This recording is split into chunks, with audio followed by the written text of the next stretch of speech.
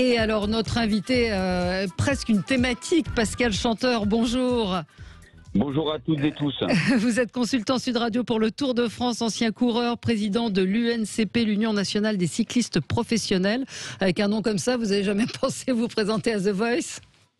Jamais, parce que The Voice serait vite terminé. Ah bon, d'accord. Bon, vous êtes un peu comme moi.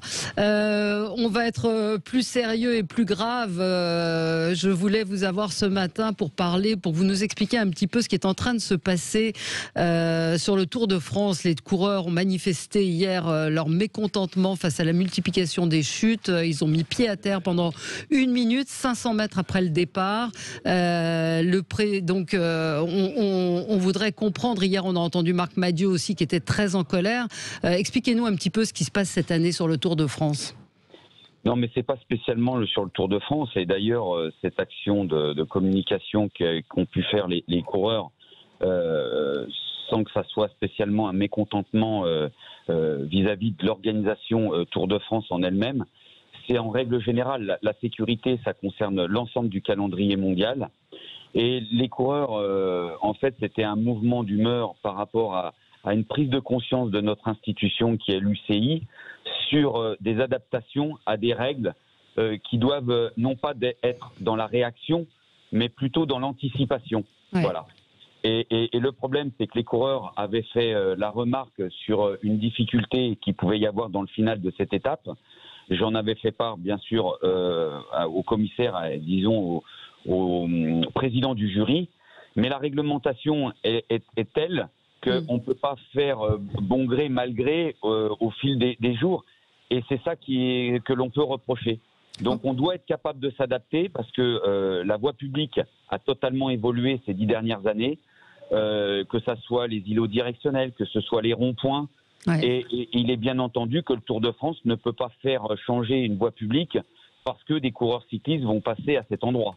Donc ça veut dire quoi, que le tracé est mal fait, qu'il n'y a pas suffisamment, qu'il n'y a pas d'anticipation par rapport à ça. C'est ça que vous reprochez en fait. Non, c'est pas du tout par rapport au parcours. C'est surtout à la réglementation et surtout dans le final. Comme je l'expliquais, ouais. on peut pas modifier la voie publique parce que ça coûterait trop d'argent et on doit être capable de s'adapter. Mais on doit mettre en place des réglementations pour pouvoir protéger les coureurs et surtout les coureurs qui sont là pour le général et qui n'ont pas la possibilité et l'adaptation de prendre des risques comme un sprinter qui, lui, est à même de frotter, d'évoluer au sein d'un sprint, chose que le coureur du classement général n'est des fois pas en capacité, et il prend des risques tellement importants qu'il en vient à tomber. Ouais. Ouais. Voilà. Marc Madiot disait on va avoir des morts. On a entendu hier un son assez fort, assez puissant. Il était très en colère après une série de chutes. Vous partagez sa colère ? Et bien sûr que je la partage. Et encore une fois, je le répète, c'est pas à l'encontre uniquement de France, c'est à l'encontre de l'ensemble de notre corporation, où la prise de conscience a été faite durant cet hiver, où on a énormément évolué sur la sécurité, mais il nous reste encore beaucoup de travail à faire. Et c'est là-dessus qu'on doit avancer. Alors Marc a eu des propos très forts pour marquer les esprits, c'est comme ça que c'est. Ouais. Voilà, pour faire réagir les gens. Mais avec les images qu'on a pu voir, c'est quelque chose d'important vis-à-vis de nos plus jeunes, vis-à-vis des enfants, vis-à-vis des mamans et des papas qui souhaiteraient mettre leurs enfants au vélo. Donc on doit avoir cette prise de conscience et travailler là-dessus et se mettre autour de la table. Voilà. Sur la course en elle-même, et les gens qui sont sur le bord des routes, ça reste un sport. C'est une histoire, le Tour de France. Les gens viennent voir passer les coureurs, mais on a vu ce qui s'est passé avec cet abruti. J'ai pas d'autre mot, avec sa pancarte. Qu'est-ce qu'on peut faire parce que les gens sont vraiment très très près, de plus en plus près. On semble qu'ils sont. Non, est-ce qu'il y a une différence ? Est-ce qu'ils sont de plus en plus près ? Alors, je suis tout à fait d'accord avec vous sur notre public. Le vélo, c'est populaire. Ouais. Donc ça, on doit le garder parce que c'est l'essence, c'est l'ADN de notre sport. Notre public est respectueux à 99,99%. Regardez ces images. Il y a des milliers et des milliers de spectateurs sur le bord de la route et ça se passe bien en règle générale. Ouais. Bon, il a suffi, et je suis d'accord, je vous rejoins, il y a eu cet abruti sur le bord de la route qui a fait n'importe quoi pour un selfie. Et Dieu sait qu'on en voit, hein. On en voit un certain nombre.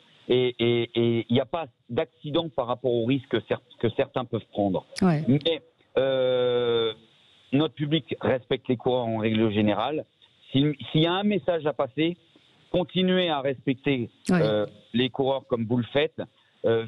Prenez garde aux idiots qu'il y a sur le bord de la route et faites vous-même la police avec ces gens-là. Parce que c'est très simple, hein. Vous voyez un idiot avec une pancarte, il suffit de lui dire de la ranger et de se mettre à l'abri. Parce que les coureurs roulent à 50 km/h. Le moins vite aujourd'hui d'un coureur sur le plat, c'est 45-50 km/h, il faut le savoir. Donc les gens qui attendent depuis des heures avec la caravane publicitaire ont l'impression de voir passer, on croit voir passer des cyclos à 25 à l'heure, c'est pas le cas. C'est de la Formule 1 à vélo. Ils vont très vite. Alors, vous dites de la Formule 1 à vélo, il y a toujours la question aussi des vitesses. Vous avez été coureur, ils courent de plus en plus vite. Donc, vous n'échapperez pas à la question du dopage. On en est où aujourd'hui dans le cyclisme ? Mais vous savez, il y a eu une révolution qui a été faite depuis les affaires de 1998. L'ensemble des acteurs se sont mis autour de la table et nous tous, nous avons travaillé sur cette question. Le risque zéro n'existe pas, on n'est pas dans le monde des bisounours. Mais une chose est sûre, c'est qu'aujourd'hui, le coureur qui viendrait à tricher va se faire attraper. C'est sûr et certain. Ça va prendre 1 mois, 2 mois, 6 mois, 1 an, mais il va se faire attraper et ça a été le cas. Aujourd'hui, avec le suivi biologique, le suivi longitudinal, les prises, les tests inopinés, je ne vois pas comment aujourd'hui un coureur pourrait se faire, tricher à long terme sans se faire attraper. Donc ça c'est quelque chose qui a été fait, mais sur les vitesses. C'est surtout la technologie. C'est les vélos qui sont plus légers, mais les vélos aujourd'hui, c'est des Formule 1. Voilà, exactement. Moi-même qui roule très peu, lorsque je prends un vélo d'aujourd'hui, mais je roule à 40 km/h sans quérir. C'est que aujourd'hui la technologie a fait que et l'état des routes, parce qu'on peut en parler. Les routes ont évolué aussi. Vous regardez les bitumes et tout ça, c'est pas du tout ce qu'il pouvait y avoir il y a quelques années en arrière. Qui peut gagner ? Qui va gagner ? Est-ce qu'Alaphilippe a une chance ? Vous me parlez de l'étape d'aujourd'hui, bien sûr. Non, du Tour de France, bien sûr. Alors, le Tour de France. Vos pronostics ? Écoutez, moi, je suis quand même quelqu'un d'assez chauvin, donc, et j'apprécie beaucoup Julien parce qu'il fait un bien énorme à notre sport. Parce que c'est quelqu'un de populaire, d'avenant auprès du public et de foncièrement gentil. Donc c'est quelqu'un de... Donc je mettrai une pièce sur lui, mais c'est toujours à peu près les mêmes. Hein. Vous savez, Pogačar, Roglič, même quand on voit, parce que je voudrais intervenir, vous voyez Roglič, qui se fait appeler aujourd'hui sur les réseaux sociaux la momie. Ça aussi, quand vous voyez les images de Roglič penser de la tête aux pieds et qui a le sourire et qui dit aujourd'hui... on va voir comment ça va se passer. Respect, parce que j'entends aussi, parce que je suis comme vous l'actualité. C'est violent, hein.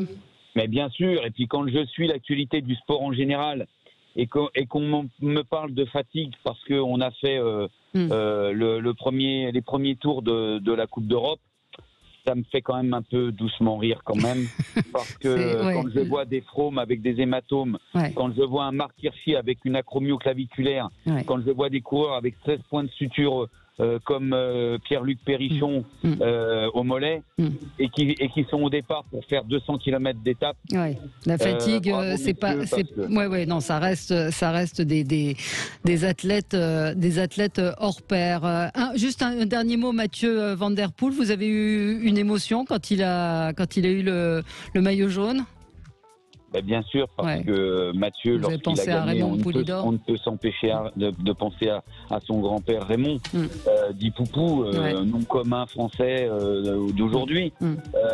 Et puis Raymond était une figure emblématique du Tour de France. Il était systématiquement à toutes les arrivées avec le partenaire qui l'accompagnait.